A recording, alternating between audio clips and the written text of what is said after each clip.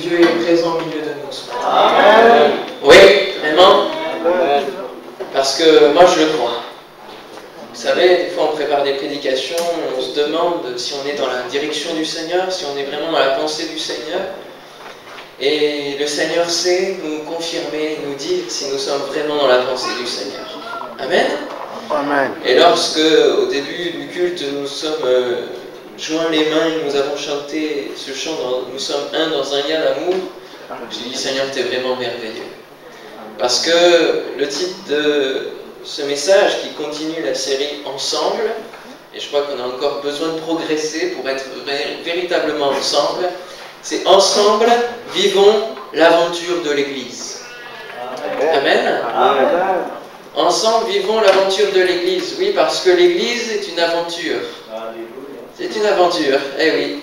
Il y a des fois des défis, des fois des choses à escalader pour avancer. Et avant de démarrer ce thème, j'aimerais simplement me poser une question par rapport à la dernière fois que j'ai apporté la parole de Dieu. Est-ce que vous vous souvenez ce que c'était? Ensemble, Soyons remplis du Saint-Esprit. soyons remplis du Saint-Esprit. Amen. Et est-ce que justement depuis 3 semaines, vous avez eu des expériences? Est-ce que vous avez pris le temps de rechercher la grâce de Dieu pour recevoir le Saint-Esprit? C'est important. Fixez-vous cet objectif avant la fin de l'année, avant 2014, dire Seigneur, avant de démarrer cette nouvelle année, je vais être baptisé du Saint-Esprit, je vais être rempli, je vais être renouvelé pour vraiment bien attaquer cette année. Amen. Amen. Amen. Amen. Pour que cette année soit merveilleuse. Souvent, on annonce des belles paroles sur l'année à venir, mais je crois vraiment que 2014, il faut que l'on fasse en sorte qu'elle soit merveilleuse. Que l'on fasse en sorte qu'elle soit bonne. C'est pas de dire, ah oui, elle va être super, elle va être géniale, parce qu'on ne la connaît pas, on ne sait pas l'avenir. Non, mais construisons déjà 2014. Construisons le département Malgache pour l'année à venir. Amen. Construisons l'Église Évidence dans l'année à venir. Préparons dans nos cœurs peut-être les changements que le Seigneur veut opérer au milieu de nous. Les transformations de cœur. Amen. Ensemble, vivons l'aventure de l'Église. Et ensemble, on va ouvrir la parole de Dieu dans Actes chapitre 2, verset 41. La dernière fois, on l'avait ouvert un petit peu plus tôt, lorsque les disciples ont reçu le Saint-Esprit. Et là, Actes chapitre 2, verset 41, il nous est dit que ceux qui acceptèrent sa parole furent baptisés. Et en ce jour-là, le nombre des disciples s'augmenta d'environ 3000 âmes. C'est beau ça, hein? Amen. 3000 âmes. Ouf. Quel rêve pour nous. Et là, en une journée, 3000 âmes d'un coup. Vraiment, vous voyez la puissance du Saint-Esprit. À quoi elle sert. En un jour, 3000 âmes s'ajoutent dans le début de l'Église. Verset 42. C'est celui-là qui avait été important pour nous. Ils persévéraient dans l'enseignement des apôtres, dans la communion fraternelle, dans la fraction du pain et dans les prières. La crainte s'emparait de chacun et il se faisait beaucoup de prodiges et de miracles par les apôtres. Tous ceux qui croyaient étaient dans le même lieu et ils avaient tout en commun. Ils vendaient leurs propriétés et leurs biens, ils en partageaient le produit entre tous, selon les besoins de chacun. Et ils étaient chaque jour tous ensemble, assidus au temple, ils rompaient le pain dans les maisons et prenaient leur nourriture avec joie et simplicité de cœur, louant Dieu et trouvant grâce auprès de tout le peuple. Et le Seigneur ajoutait chaque jour à l'Église ceux qui étaient sauvés. Et l'on dit ensemble, Amen. Amen. Amen. Amen. Le Seigneur ajoutait à l'Église ceux qui étaient sauvés. C'est lui qui le faisait. Et pour que l'on puisse voir cela, pour que le Seigneur puisse ajouter à ce département, à cette Église Évidence des âmes, pour que ce soit lui qui fasse cette part-là, nous avons besoin de faire notre part. Il y a une dimension de la vie chrétienne que l'on ne peut pas vivre seul. C'est la vie dans l'Église. Celui qui vit sa vie chrétienne en dehors de l'Église, il manque quelque chose. Il va lui manquer quelque chose. Dieu nous appelle à nous réunir. Dieu nous appelle à être ensemble. Dieu nous appelle à vivre des choses ensemble. Dieu nous appelle à apporter la parole de Dieu ensemble. Amen. À prier ensemble. À être dans la communion. La communion, koinonia en grec. La communion. Et ça, c'est un mot très très fort pour le Seigneur, d'être ensemble, d'être dans une communion. Et vraiment, le Seigneur nous appelle à vivre une dimension de notre vie chrétienne ensemble, en Église, entre frères et sœurs, avec lui, autour de lui. Et c'est justement ce qu'on appelle l'Église. Qu'est-ce qui nous réunit? Qu'est-ce qui fait qu'on se réunit ce matin? Votre avis? Qu'est-ce qui fait qu'on se réunit ce matin? Qu'est-ce qui fait que chaque dimanche, chaque mercredi, chaque vendredi et dans d'autres circonstances, on se réunit et on aime se réunir, on aime être ensemble, on aime partager des choses ensemble? La présence de l'Esprit, amen. Mais quelqu'un pourrait dire, l'Esprit de Dieu est en nous aussi personnellement. Alors, qu'est-ce qui nous réunit? Ceux qui acceptèrent sa parole furent baptisés, et en ce jour-là, le nombre des disciples s'augmenta d'environ 3000 âmes. Vous savez, là, ce week-end, il s'est passé quelque chose en France, partout en France, dans plein de villages, comme dans de grandes villes. Il s'est passé quelque chose. Qu'est-ce qui s'est passé ce week-end? À partir de vendredi soir jusqu'à cette nuit à 1h du matin. Le Téléthon. Parlons-en. Le Téléthon. Moi, c'est quelque chose, c'est un événement annuel qui m'interpelle. Qui m'interpelle. Qu'un pays, en un week-end, puisse se mobiliser de cette manière, que chacun, en dehors de toute race, en dehors de tout parti politique, en dehors de toute chaîne, il n'y a même plus de concurrence entre chaînes de télévision, tout le monde se réunit pour un seul et même objectif, récolter des dons pour donner un espoir aux enfants malades. Ils ne sont pas chrétiens, cette initiative ne vient pas de chrétiens, elle vient de parents qui ont eu des enfants malades, mais cette initiative dure depuis 27 ans. Et ça n'a jamais cessé. Peut-être que les dons sont un petit peu en baisse, mais c'est des sommes colossales.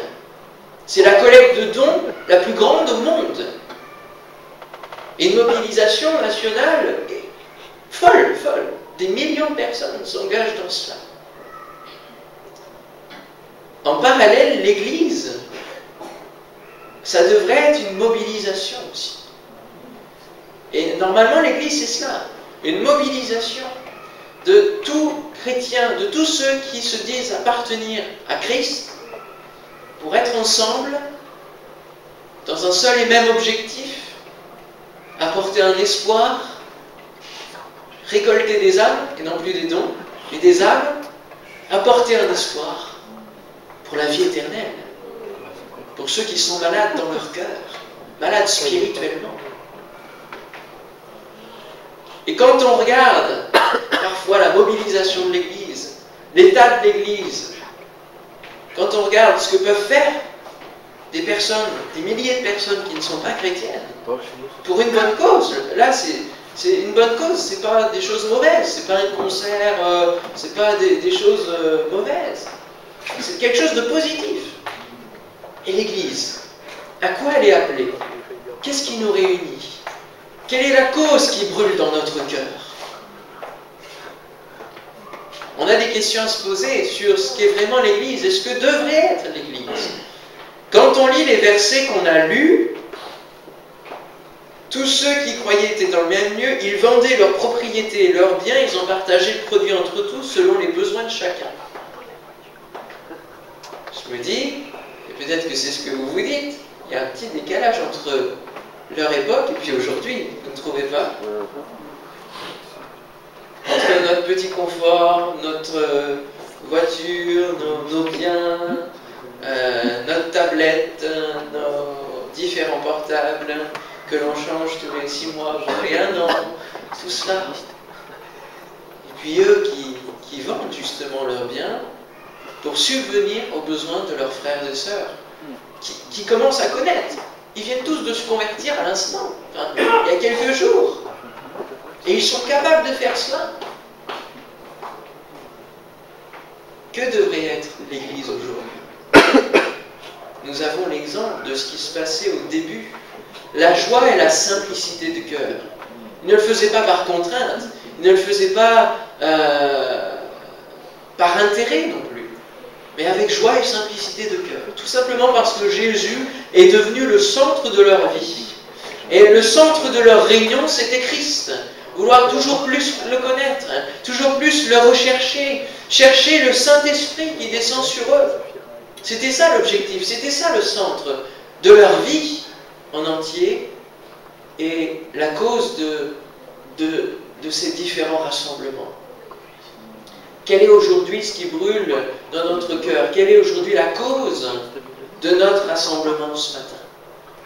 Est-ce que c'est simplement pour se faire plaisir et dire « Ah Seigneur, je suis bien avec toi », mais ceux qui sont à côté, bon, finalement, c'est mes frères et sœurs, mais je reçois pour moi d'abord. Est-ce que l'Église, c'est « Ah, ben on se réunit le dimanche matin, ça me fait une activité le dimanche matin. » Voilà, c'est quelque chose de sympathique, il y a des beaux chants, il y a de la belle musique, il y a quelqu'un qui parle bien, ou pas, ça dépend. On peut prier pour moi, on est attentionné à moi. Il y a des questions à se poser, vous ne trouvez pas? L'Église est un rassemblement de personnes de toute horizon, de toute race, de toute culture, sauvées par une seule personne et mobilisées pour apporter l'espoir pour l'éternité. L'Église est le facteur d'amitié et de lien fort entre ses membres et qui va être le facteur aussi de projets bouleversants et des projets divins. Dieu ne veut pas que nous nous réunissions chaque dimanche et que ça en reste là. Il veut vraiment nous amener à vivre des choses concrètes, des projets qui vont nous unir, qui vont nous unifier, qui vont nous faire découvrir les uns les autres. Qui vont nous faire découvrir les uns les autres. Dieu veut aussi nous faire comprendre qu'il ne pourra pas aller plus loin avec nous si nous ne nous occupons pas de notre partie, à savoir faire partie pleinement de l'Église. Faire partie pleinement de l'Église. Être un membre à part entière de l'Église. Une pierre vivante. Une pierre vivante. C'est à cela que nous sommes appelés. Pas une pierre entre les pierres qui composent le mur de l'Église, pas une pierre qui est à moitié endormie, une pierre qui est morte, mais une pierre vivante. C'est-à-dire une pierre qui s'implique dans l'Église, une pierre qui est là dans vraiment cet objectif, avec un cœur pour Dieu. Amen. Seulement, pour pouvoir vivre cela, il y a des enjeux, parce qu'il y a un ennemi de l'Église. Il y a un ennemi qui est là, qui rôde, comme un lion rugissant, hein, il est dit. Il est là, qui cherche sa proie. Et sa proie, c'est aussi l'Église. Il veut en faire sa proie. Parce qu'il veut diviser tout cela. Il ne veut pas que l'aventure de l'Église puisse se réaliser. Et il va tout faire pour que l'Église ne vive pas ensemble. Pour que l'Église ne soit pas ensemble. Pour que l'Église ne vive rien ensemble. Il va tout faire pour cela. C'est l'ennemi de nos âmes, c'est le diable. Et il va essayer de faire tout, de nous distraire, d'accaparer nos pensées sur autre chose. Il va nous faire venir des épreuves pour que nous ne puissions pas nous impliquer. Vous voyez, ça peut être la maladie, ça peut être autre chose, hein, d'autres activités ailleurs, le travail, qui va faire que nous ne pouvons pas nous impliquer plus que cela dans l'assemblée. Et puis, il va mettre aussi dans les uns et dans les autres, des fois, des pensées qui peuvent nous diviser. Alors que souvent, ça concerne le plan secondaire des choses spirituelles. Ce qui est important pour l'Église, c'est de se retrouver dans les choses de la doctrine. Amen. Les choses doctrinales, des choses qui ne peuvent pas changer.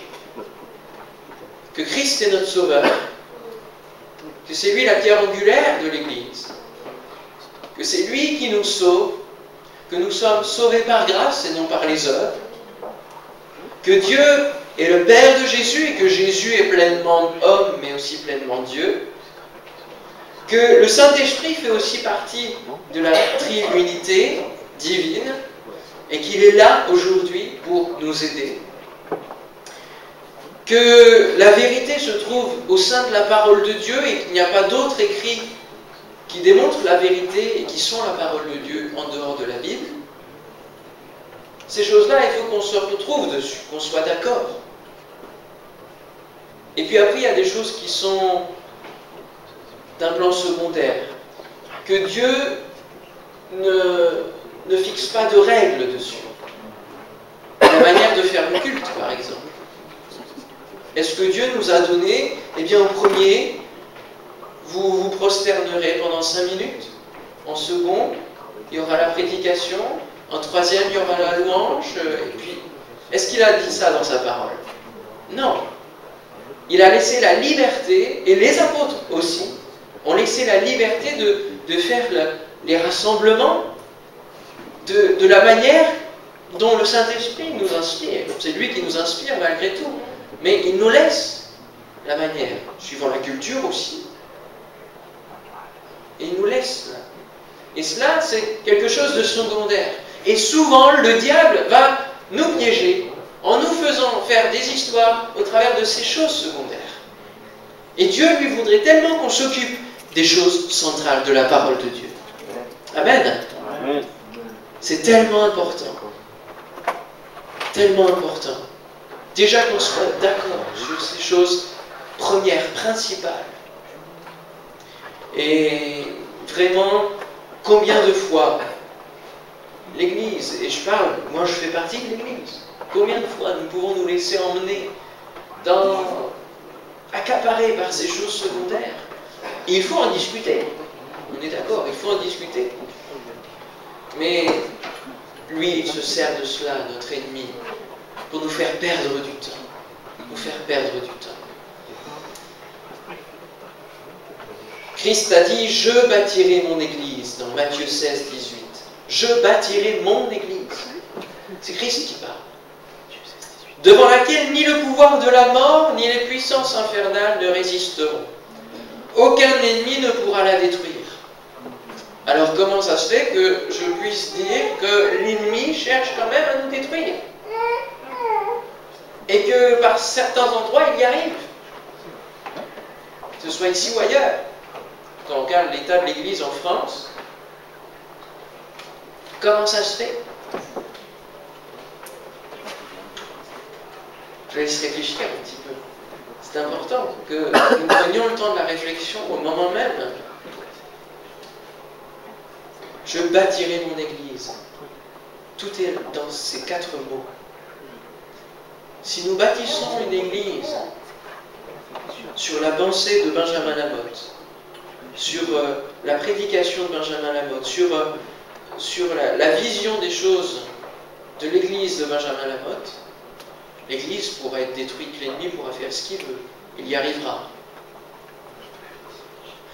Si nous choisissons de bâtir l'église et de laisser à Jésus le soin de bâtir l'église, si nous prenons en considération « je bâtirai mon église », alors oui, l'église, elle peut être victorieuse et conquérante, et l'ennemi ne peut rien faire contre cela.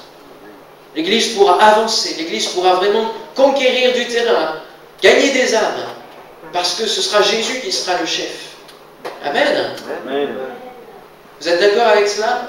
Amen. Combien de fois nous pouvons, et on le voit au travers des fois de divisions, au travers de pasteurs qui emmènent toute une partie de l'Église. Les chrétiens, qu'est-ce qu'ils ont fait en suivant le pasteur? Ils n'ont pas lu ce texte-là. Ils se sont attachés à qui? À l'homme, et non plus à celui qui bâtit l'Église.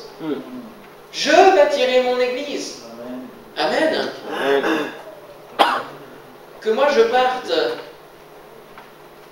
je ne sais pas, dans quelques mois, on ne sait jamais. Que le pasteur Bench parte. Et que quelqu'un d'autre arrive, restez attaché à Christ. Amen. Restez attaché à Christ. Ne nous suivez pas. Parce que s'il m'en vient à mourir précocement, vous allez me suivre dans le tombeau? Ben non, on est d'accord. Il faut que vous soyez attachés à Christ. Parce que lui, il est sorti du tombeau. Il est ressuscité. Amen. Amen. Et c'est lui que nous suivons pour l'éternité. Et c'est une église comme cela qu'il veut bâtir. Une église qui se prépare à être son épouse, qui se fait belle, qui s'unit. Comment une église divisée? Comment? Moi, je m'imagine, et j'espère que ce ne sera pas le cas. Normalement, ce ne sera pas le cas, mais Jésus, attendant son épouse arriver, et il voit 36 sortes d'églises arriver. Vous imaginez la scène? 36 mouvements qui arrivent, différents, en face de lui, et qui se disent toutes être l'épouse de Christ. En gros, c'est cela en ce moment, avec les différents mouvements.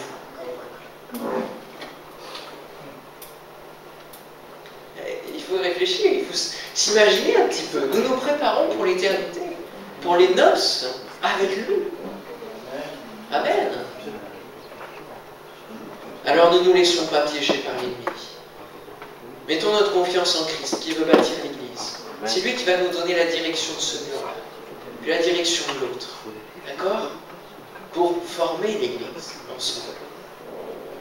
C'est lui qui va nous dire, eh bien, cette pierre vivante-là, ce frère, cette sœur, elle va m'être utile ici.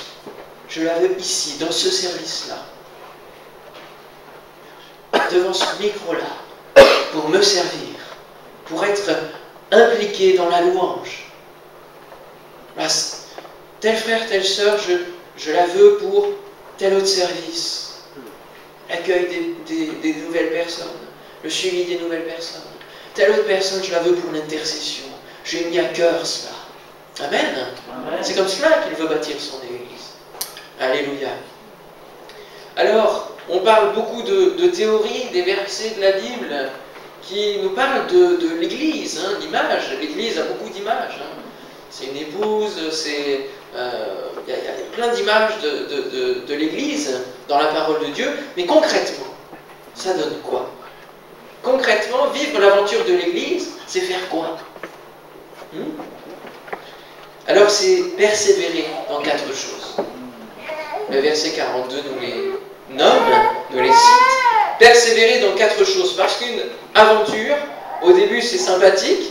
On voit un projet, on voit cela, on découvre l'aventure et on apprécie.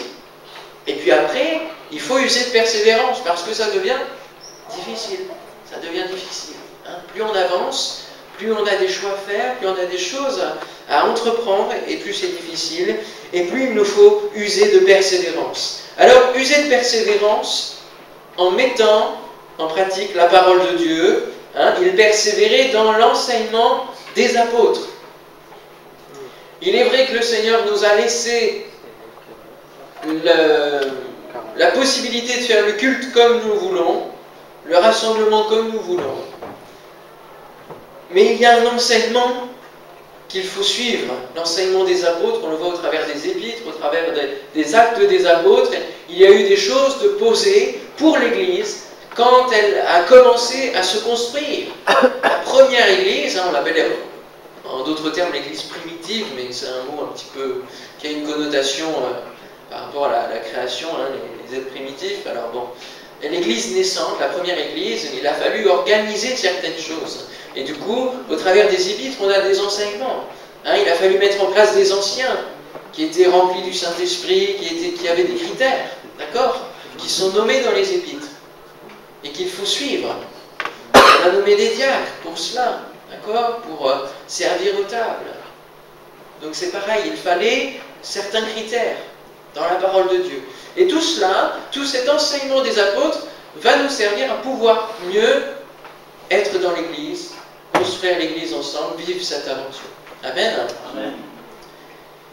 Dieu n'a plus suivi son peuple dès lors que celui-ci s'écartait de la direction donnée, autrement dit de ce qu'il avait dit, de sa parole. Mettre en pratique, que ce soit dans l'Ancien Testament ou le Nouveau Testament, dans le sens original, mettre en pratique, cela veut dire former, construire, fabriquer. Et nous construisons notre vie en mettant en pratique la parole de Dieu. On lui donne une forme lorsqu'on se met en action de suivre ce que la parole de Dieu dit. C'est bien de connaître la parole de Dieu, mais la parole de Dieu elle-même dit qu'il faut ne pas seulement la connaître, mais aussi la mettre en pratique. Amen. Mettre en pratique la parole de Dieu, la suivre, obéir au Seigneur. Il y a une partie d'entretien de notre vie spirituelle au travers de la mise en pratique. Le Seigneur nous dit de nous sanctifier, etc. Il y a une partie spirituelle. Et puis, il y a aussi plein d'autres choses. La parole de Dieu nous parle d'œuvres qui vont avec la foi et qu'il faut mettre en pratique. Je vous citerai quelques exemples. Aider son prochain. Ça, c'est pas forcément une œuvre spirituelle. Hein? Aider son prochain, c'est par exemple, eh bien, s'il a besoin que l'on l'emmène à tel endroit, eh bien qu'on fasse du covoiturage.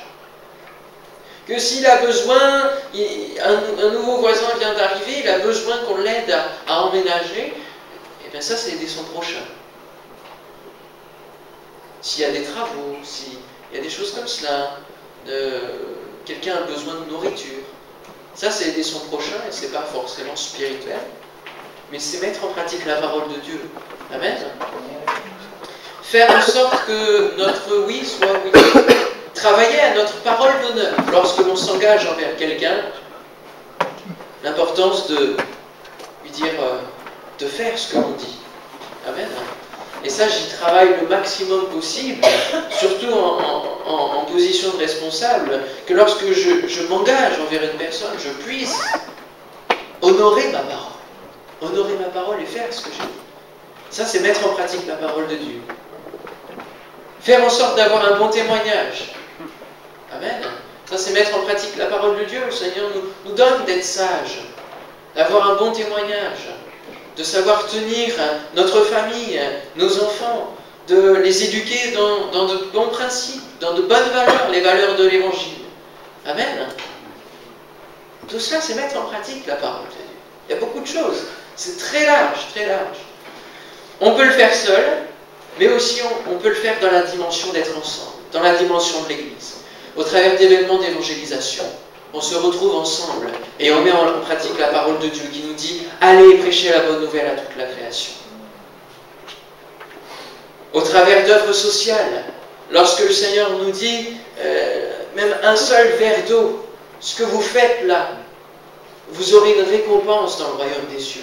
Ça, c'est mettre en pratique la parole de Dieu. Et les œuvres sociales comme la banque alimentaire ou comme d'autres choses, on peut être impliqué dans d'autres associations. C'est mettre en pratique la parole de Dieu. Vous savez, il n'est pas obligé que l'on crée forcément une association sociale en tant qu'Église. On peut être impliqué, moi j'ai vu des chrétiens être impliqués dans les restaurants du cœur, dans d'autres associations sociales et humanitaires, et avoir la possibilité de témoigner et de dire mais ce que je fais, moi, c'est parce que je suis chrétien, c'est parce que je crois, c'est parce que je mets en pratique la parole de Dieu et que je vous aime. Voilà, tout simplement. Amen. Amen. En Église, il faut saisir toutes les occasions pour impacter et propager la parole de Dieu. Alors, mettons en place des projets communs. Peut-être vous avez des idées, peut-être vous avez des choses à cœur, sur votre cœur, et que vous vous dites, j'ai reçu ça, mais on ne peut pas le faire seul. Je ne peux pas le faire seul. Le projet que Dieu a mis sur mon cœur, il doit se faire en Église, il doit se faire ensemble. Peut-être que vous avez ça. Le concert rock ne pouvait pas se faire seul. On a été ensemble.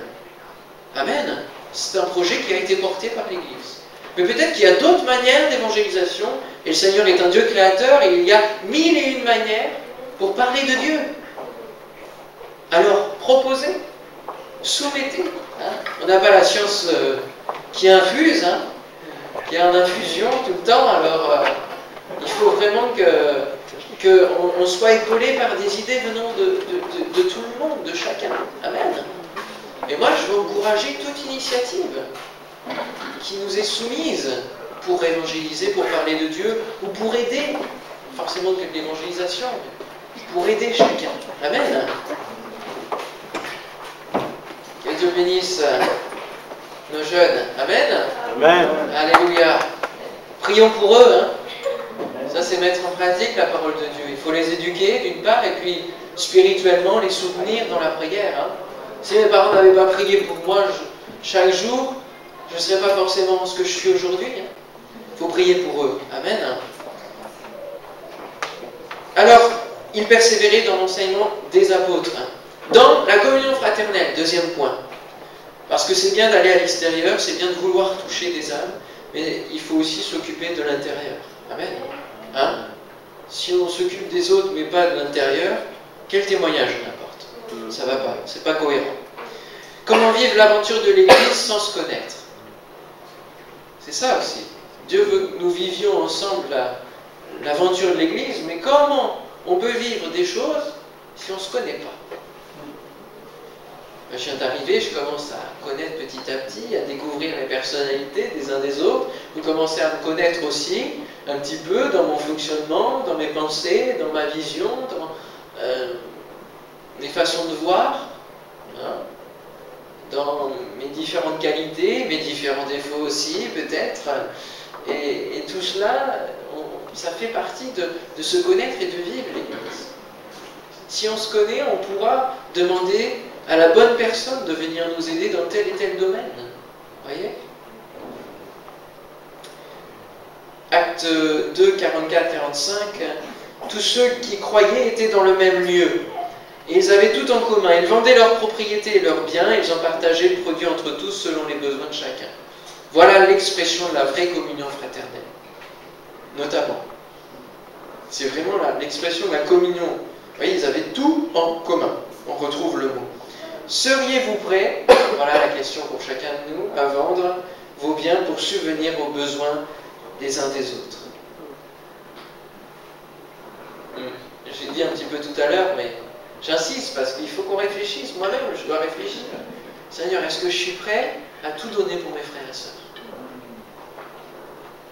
Si tu me le demandes. Parce qu'il a demandé à Abraham de donner son fils. C'est difficile. Et pourtant, l'attachement au bien nous fait rester sur terre, mes frères et sœurs. C'est la Bible qui le dit. Si on s'attache au bien, ça nous fait rester sur terre. Mais si on construit un trésor dans le ciel, quelque chose qui est éternel, eh bien, on aura l'éternité. Amen. Pensez au jeune homme riche, qui avait tout fait, qui avait tout mis en pratique la parole de Dieu. Tous les commandements. Lui, il avait tout bien fait. Vous voyez, le premier point, il était OK, super.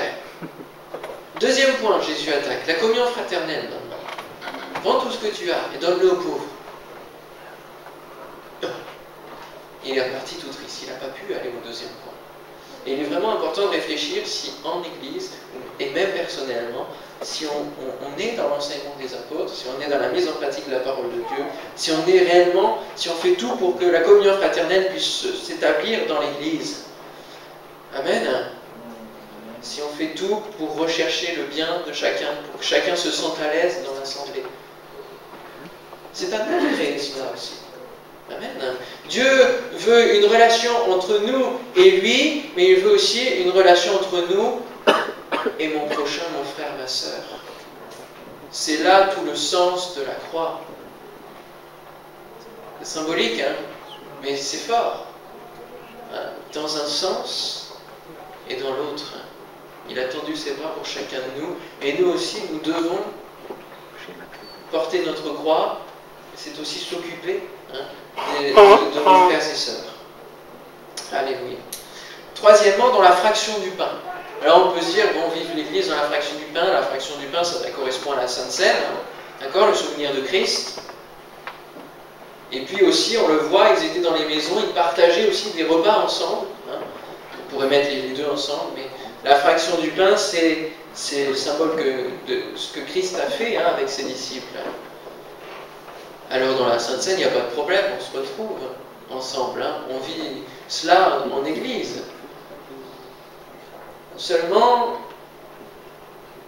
dans la fraction du pain, c'est aussi partager le pain et le donner à quelqu'un d'autre.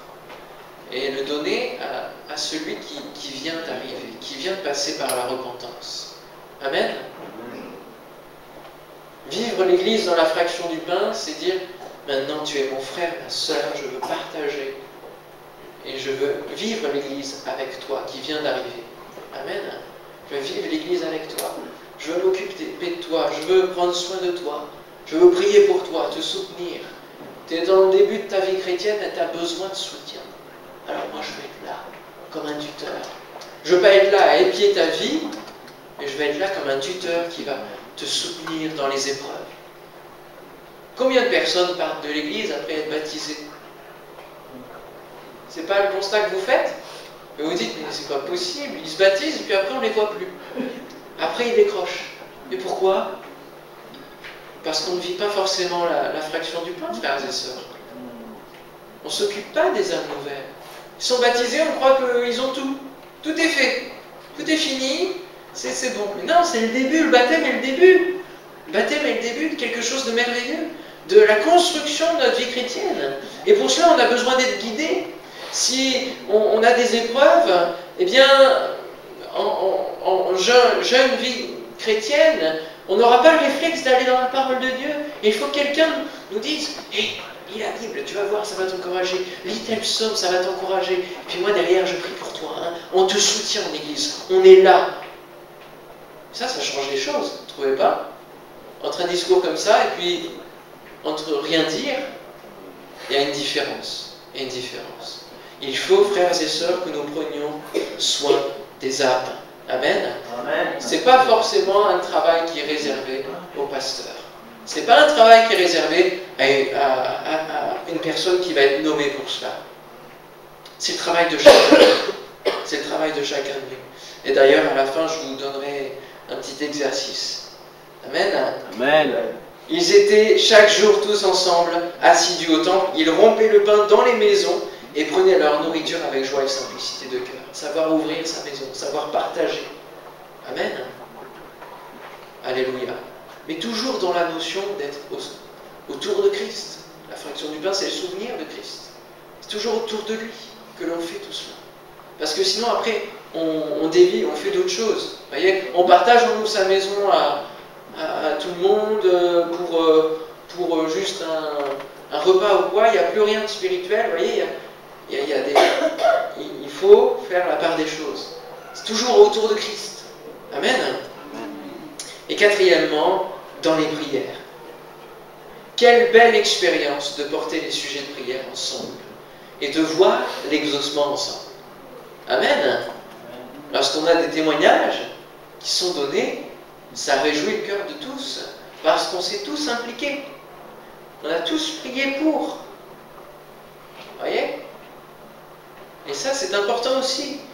Être ensemble dans les prières. Vivre l'aventure de l'Église autour de la prière. Et sachez, et je vous le rappelle, peut-être si vous le savez déjà, qu'une Église qui ne prie pas ensemble, qui n'a pas ses rendez-vous de prière, qui n'a pas une dynamique de prière, de vie de prière, elle n'avance pas.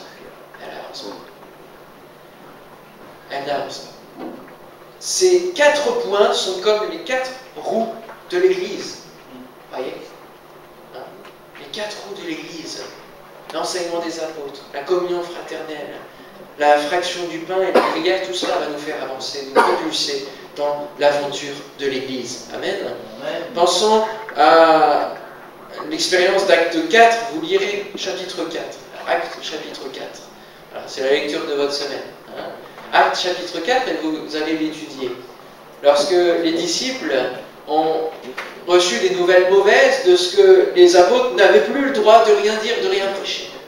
Alors les apôtres vont être libérés, et puis ils vont partager cela, cette aventure, avec l'ensemble de l'Église. Et que va faire l'ensemble de l'Église? Ils ne vont pas tous partir en courant en disant « ça y est, c'est fini, on a une épreuve, on est perdu. Non, non, non. Ils n'ont pas dit non plus, bon, bah, on ne dit plus rien, on va se calmer, on va être tranquille, on va faire le travail en douce, secrètement. C'est ça qu'ils ont dit? Ouais. Je vois quelqu'un qui dit quoi. Non, ils ont fait quoi? Ils se sont mis à prier. Ils ont dit, Seigneur, c'est pas possible, c'est pas ce que tu as promis, c'est pas ce que tu as dit. Ils ont rappelé les textes, ils ont rappelé la parole, ils ont dit, il est écrit. Alors maintenant, donne l'audace, donne encore plus d'assurance à tes serviteurs pour apporter la parole de Dieu. Amen. Et qu'est-ce qui s'est passé? Les lieux ont tremblé, les murs ont tremblé, tellement la prière, tellement l'aventure de l'Église dans la prière a été forte. Amen. Amen. Et ils ont vu la gloire de Dieu ensuite. Les actes des apôtres, c'est quelque chose de merveilleux. Qui a des luttes et des combats, mais c'est justement au travers de ces difficultés que l'on se rejoint ensemble. Que l'on ne part pas au courant, mais qu'on se rejoint, frères et sœurs. Et si on a des difficultés, si on rencontre des difficultés, que ce soit dans le département ou dans Évidence, joignons-nous ensemble. Impliquons-nous tous, encore plus. Et Dieu va venir nous aider, venir nous bénir. Amen. Amen. Alors le résultat de cette aventure de l'Église à vivre, il est simple, c'est le verset 47. Les disciples trouvaient grâce auprès de tout le peuple. Ils trouvaient grâce auprès de tout le peuple. L'aventure de l'Église n'est pas réservée à l'intérieur de nos locaux, mais doit transparaître dans ce pays. Amen. Dans le pays, dans la population autour, et que nous puissions trouver grâce auprès de tout le peuple, qu'il soit petit, qu'il soit grand en autorité, que nous puissions trouver grâce. Et puis le résultat encore, c'est que le Seigneur lui-même ajoute chaque jour à l'Église ceux qui sont sauvés. Chaque jour, pas chaque année, c'est chaque jour. C'est pas une âme par an. Parce qu'avec ça, le Seigneur, il n'est pas prêt d'être venu, s'il faut convertir toute la terre. Avec une âme par an, il va falloir des années. Et ouais, chaque jour, si nous pouvions amener une âme chaque jour au Seigneur. Avez-vous déjà amené des âmes au Seigneur? Il faut persévérer, frères et sœurs. Persévérer. Et la victoire sera là. Il faut écrire ce chapitre 2014 de l'Église. Il faut l'écrire. Amen. Recherchez le Seigneur. Pensons aux reproches que Jésus fait aux églises de l'Apocalypse. Les 7 églises. Les églises commencent à être construites, à être bien fondées. Et le Seigneur, 6 sur 7 églises, il aura des reproches à faire. Sauf à celle de Philadelphie. Deuxième lecture de la semaine, lisez la lettre à Philadelphie. C'est quelque chose d'extraordinaire. La lettre à Philadelphie dans l'Apocalypse. Est-ce que nous voulons faire partie d'une de ces 7 églises? Et sachez qu'on ressemble de plus en plus à celle de Laodicée, la dernière. C'est pas pour rien, le Seigneur a tout prévu. Ou est-ce qu'on veut ressembler à cette église-là dans Acte 2, 41-47? Alors un exercice, vous voyez, j'avais eu une idée, c'est pour cela que le Seigneur dirige toutes choses, j'avais eu l'idée qu'à la fin on se tienne les mains ensemble. Donc ça c'est fort, on l'a fait avant. Là, le Seigneur est bon. Et comme exercice, enfin un exercice, c'est la mise en pratique de ce qu'on vient de voir, j'invite chacun de vous à faire le choix de bénir un frère ou une sœur de l'Assemblée. À aller le voir, à aller la voir. Et à rechercher, à la connaître de mieux en mieux. Amen. À prier pour elle, pour lui. À vraiment être dans un engagement. Pas entre mari et femme, mais vraiment entre les uns et les autres, que nous puissions prendre à cœur quelqu'un. Vous voyez, rechercher sa date d'anniversaire, par exemple. Et au moment venu, lui offrir quelque chose. Enfin, vous voyez, il y a plein de choses à faire pour honorer nos frères et sœurs, pour nous bénir les uns les autres. Je crois que c'est important. Soit dans le domaine spirituel, que ce soit dans l'aide Peut-être qu'au milieu de nous, il y a des gens qui ont des situations difficiles qu'on ne connaît pas et qui durent déjà peut-être depuis des années. Et pourquoi nous ne le savons pas? Parce que nous ne prenons pas forcément le temps de les connaître. Alors c'est vraiment quelque chose que je vous invite à faire pratiquement. À nous connaître les uns les autres, pas forcément prendre tout le monde parce qu'on ne se connaît pas. Si on veut chercher à connaître tout le monde, ça va prendre du temps. Mais déjà, si on se connaît un peu plus les uns les autres et qu'on s'épaule dans la prière, dans la communion fraternelle. Amen. Amen. Alléluia, vous êtes d'accord avec ça? Puis prenez aussi l'engagement peut-être de suivre quelqu'un qui vient depuis peu. D'accord? Alors pas 36 sur la même personne, parce que là il va fuir. Hein? Mais quelqu'un qui vient depuis peu a besoin de soutien spirituel. Qu'on l'entoure. Amen. On prie ensemble. Amen. Alléluia. On se lève. Voilà, on prie dans le nom de Jésus. Et puis demandez au Seigneur qu'il vous mette quelqu'un à cœur, peut-être là, maintenant. Dès maintenant dans la prière. Qu'il vous mette quelqu'un sur votre cœur. Parce que Dieu veut nous unir les uns les autres. Amen. Amen. Gloire à Dieu. Seigneur, nous voulons te bénir, te remercier pour ta parole. Merci parce que vraiment, elle est puissante, elle est vivante, elle est efficace pour parler à nos cœurs. Et Seigneur, quand je vois le Téléthon, quand je vois les gens qui s'unissent, qui ont des projets d'humanité, c'est quelque chose de fort. Seigneur, nous voulons vivre des choses encore plus fortes, ensemble et autour de toi. Seigneur Dieu, sois béni pour ta parole, mais Seigneur, fais que nous puissions la mettre en pratique. Dès ce matin, Seigneur, je te prie pour chacun de nous, pour que tu puisses mettre à cœur des frères et sœurs sur nos cœurs, Seigneur mon Dieu. Que nous puissions nous impliquer encore plus pour vivre l'aventure de l'Église. Qui aurait imaginé que tu veuilles que nous vivions l'Église sur terre, ici, de cette manière? Seigneur, sois béni, sois remercié. Bénis notre département, Seigneur. Je demande vraiment ta grâce sur nous. S'il te plaît. Selon ta volonté, Seigneur. Nous voulons prendre l'engagement que nous voulons pas seulement, Seigneur, bâtir par nous-mêmes, Seigneur, mais nous voulons que tu bâtisses.